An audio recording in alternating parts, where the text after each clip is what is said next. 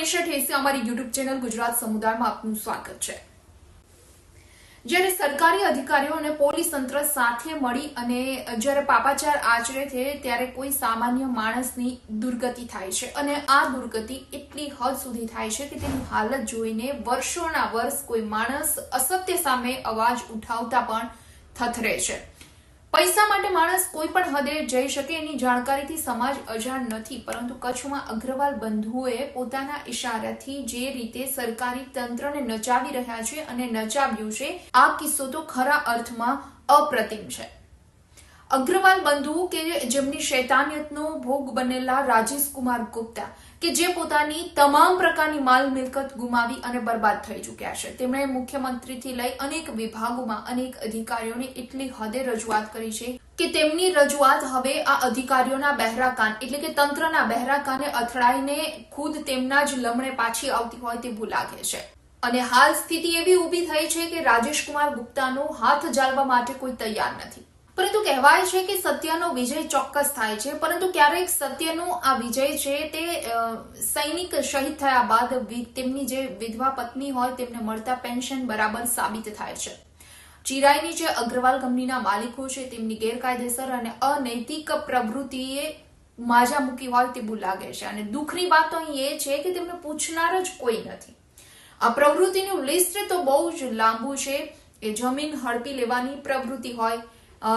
બેંકમાં ખોટા દસ્તાવેજો રજૂ કરી હજારો કરોડો રૂપિયાની લોન મેળવી લેવાની વાત હોય, જીએસટી ચોરીની વાત હોય, કબૂતરબાજી હોય કે ઓક્સિજનના બાટલાના ઉત્પાદનમાં ઘાલમેલ, આ પ્રવૃત્તિનું લિસ્ટ ખૂબ લાંબુ છે, પરંતુ દુઃખની વાત એ છે કે અહીં એમને કોઈ પૂછનાર નથી અને તંત્ર ઉલટાનું તેમના પર મહેરબાન છે, કારણ કે પૈસામાં ખૂબ મોટી તાકાત છે। એટલે એવું કહી શકાય કે ગુજરાતમાં અમુક સરકારી અધિકારીઓ અને પોલીસ તંત્રમાં કામ કરતા અધિકારીઓ જાણે પાપના પૈસા કમાવા માટે જ નોકરી કરતા હોય, આવા બનાવોની તો અનેક હારમાળાઓ સર્જાઈ ચૂકી છે। અને ત્યારે કચ્છમાં બનેલો આ બનાવ આમાં વધારે એક હાજરી પૂરે છે,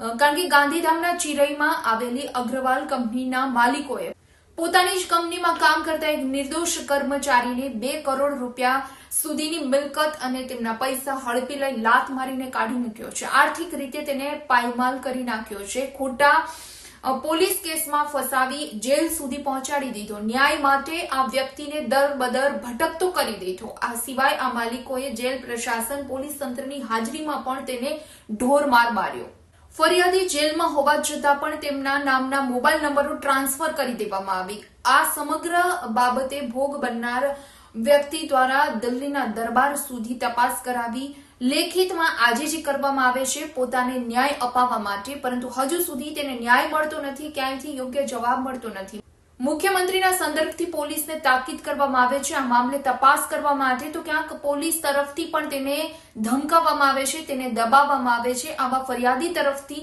આક્ષેપ કરવામાં આવી રહ્યા છે। તો ફરિયાદીની લેખિત ફરિયાદ પ્રમાણે ગાંધીધામના ચિરઈમાં આવેલી જે અગ્રવાલ કંપની છે, આ કંપનીના માલિક સુકેશ અને મુકેશ દ્વારા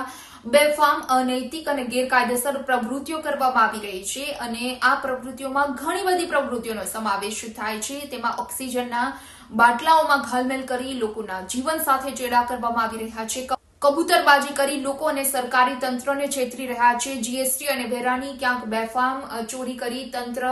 સામે છેતરપિંડી કરી રહ્યા છે, અને આ સિવાય પણ ઘણી બધી એવી પ્રવૃત્તિઓ છે। સરકારી જમીનો વારંવાર હડપી લેવાના બનાવો પણ આ કેસમાં સામે આવી ચૂક્યા છે। બનાવટી અને નકલી દસ્તાવેજો રજૂ કરી બેંકોમાંથી કરોડો રૂપિયાની લોન પણ તેને લઈ લીધી છે। તો ફરિયાદીનું આ સમગ્ર મામલે કહેવું છે કે આ તમામ ગેરકાયદેસર અને અનૈતિક પ્રવૃત્તિઓ મામલે અગ્રવાલ બંધુઓ સામે તપાસ કરવા માટે અને એની સામે ફરિયાદ કરવા માટે તેને મુખ્યમંત્રી, વિજિલન્સ કમિશનર, કલેક્ટર, પોલીસ અધિકારીઓ, મંત્રાલયના સચિવો સુધી તેને વારંવાર લેખિત અને મૌખિક અરજીઓ કરી રજૂઆત કરી છે, પરંતુ તેમની રજૂઆત બાદ પણ કોઈ જ કાર્યવાહી કરવામાં આવતી નથી, કોઈ જ ન્યાયિક તપાસ આ મામલે થતી નથી। તો રાજેશ કુમાર ગુપ્તા નામના ફરિયાદીનું એમ પણ કહેવું છે કે મારી તમામ ફરિયાદ છે તે પુરાવા આધારિત છે, હું પુરાવા પણ રજૂ કરું છું અને છતાં પણ આ મામલે મારી કોઈ ફરિયાદ લેવા માટે તૈયાર નથી, મને ધમકાવવામાં આવે છે, મને ધુતકારવામાં આવે છે, મને ખોટા કેસમાં ફરી એકવાર ફિટ કરી દેવાની ધમકીઓ વારંવાર આપવામાં આવે છે, અને લાગતા વળગતા અધિકારીઓને જ્યારે આ અંગે હું રજૂઆત કરું છું, ફરિયાદ કરું છું, ત્યારે તેમના તરફથી પણ માત્ર એવો જવાબ આપવામાં આવે છે કે અમે આ મામલે તપાસ કરી અને કાર્યવાહી કરીશું, પરંતુ ત્યારબાદ આ અંગે કોઈ જ કાર્યવાહી કરવામાં આવતી નથી. એટલે ક્યાંક હવે ફરિયાદી રાજેશકુમાર ગુપ્તા દ્વારા ક્યાંક આપઘાત કરવાની પણ વાત કરવામાં આવે છે કે હવે હું કરું તો શું કરું, મારી પાસે કોઈ જ રસ્તો નથી, મારું બધું જ મિલકત, મારું જે હતું તે બધું જ હડપી લેવામાં આવ્યું છે અને જેટલી ગેરકાયદેસર અને અનૈતિક પ્રવૃત્તિ કરવામાં આવી રહી છે આ તમામ પ્રવૃત્તિના પુરાવા હું રજૂ કરું છું, છતાં પણ મારી ફરિયાદ લેવામાં આવતી નથી. સામે મને ધમકાવવામાં આવે છે, મને ધુતકારવામાં આવે છે, ખોટા કેસમાં મને ફિટ કરી દેવામાં આવે છે. તો હવે હું કરું તો શું કરું, મારી પાસે કોઈ રસ્તો નથી, હું આપઘાત પણ કરી લઉં પરંતુ પાછળથી મારા પરિવારનું શું, એટલે પોતાનો આર્તનાદ વારંવાર રજૂ કરવામાં આવે છે, પરંતુ આ અંગે હજુ સુધી કોઈ જ કાર્યવાહી તંત્ર દ્વારા કરવામાં નથી આવી. તો આ ભ્રષ્ટ પ્રવૃત્તિનો ભોગ બનનાર રાજેશકુમાર ગુપ્તા દ્વારા પંજાબ નેશનલ બેંકના ઉચ્ચ ઓથોરિટીના અધિકારીઓને પણ લેખિતમાં આ અંગે રજૂઆત કરી તપાસ કરવા માટેની માંગણી કરી છે અને તેમાં તેમણે જણાવ્યું છે કે અગ્રવાલ બંધુએ ફરજી પદ્ધતિથી આ બેંકમાં એટલે કે ખોટા દસ્તાવેજો અને કાગળો રજૂ કરી અને 1000 કરોડ કરતા પણ વધારે રકમની લોન લીધી છે. અલગ અલગ દસ્તાવેજો રજૂ કરી અને અલગ અલગ કંપનીઓના નામે તેને ઘણી બધી લોન ઉઠાવી છે. એટલે એકથી એક સાથે એક જ બેંકમાંથી તેમણે 2000 કરોડ રૂપિયા આસપાસની જ્યારે લોન શિફતપૂર્વક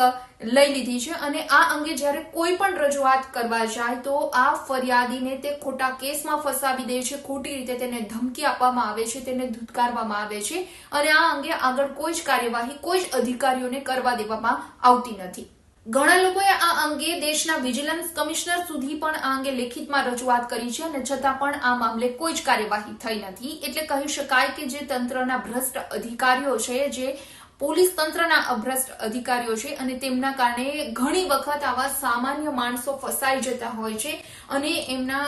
જીવનની જે મૂડી હોય છે, એમની પોતાની જે મિલકતો હોય છે, આ બધું જ ઝડપી લેવામાં આવે છે અને આવા લોકોને જ્યારે બરબાદ કરી દેવામાં આવે છે. મહત્વની વાત તો એ છે કે બરબાદ થયા બાદ પણ જ્યારે ફરિયાદી દર ભટકે છે, ન્યાય મેળવવા માટે અનેક જગ્યાએ તપાસ કરવા માટે આજીજી કરવામાં આવે છે, લેખિતમાં મૌખિકમાં હજારો ફરિયાદ કર્યા બાદ પણ તેની ફરિયાદ સાંભળવા વાળું કોઈ નથી. એટલે કહી શકાય કે તંત્રના ભ્રષ્ટ અધિકારીઓના ઇશારે આવી ગુનાહિત પ્રવૃત્તિઓ થાય છે અને આવા ગુનાહિત પ્રવૃત્તિઓનો ભોગ બનનાર ફરિયાદી જ્યારે ફરિયાદ કરે છે ત્યારે તેમની ફરિયાદ સાંભળવા સુદ્ધા કોઈ તૈયાર નથી અને ઉલટાનું એને સામે ધમકાવવામાં આવી રહ્યું છે. તો બીજી તરફ એવું કહી શકાય કે પ્રશ્નોના તો જાણે ગંજના ગંજ ખડકાઈ રહ્યા છે. પંજાબ નેશનલ બેંક પાસે આવા કેટલા નીરવ મોદી છે એનો ઉત્તર પણ આગામી સમયમાં નિરુત્તર જ રહેવાનો છે અને કચ્છની આ ઘટનાએ વધુ એક આ વાતમાં ઉમેરો કરી દીધો હોય તેવું લાગે છે. ફરિયાદી રાજેશકુમાર ગુપ્તા દ્વારા આ અંગે ઘણી ફરિયાદો થઈ,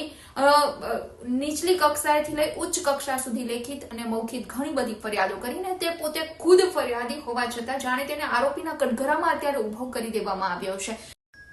વિડીયો પસંદ આવ્યો હોય તો લાઇક અને શેર કરવાનું ભૂલશો નહીં અને ખાસ અમારી ચેનલ ગુજરાત સમુદાયને આપ સબસ્ક્રાઇબ કરી લેશો. આવતીકાલે કોઈ નવા ટોપિક પર ચર્ચા કરીશું.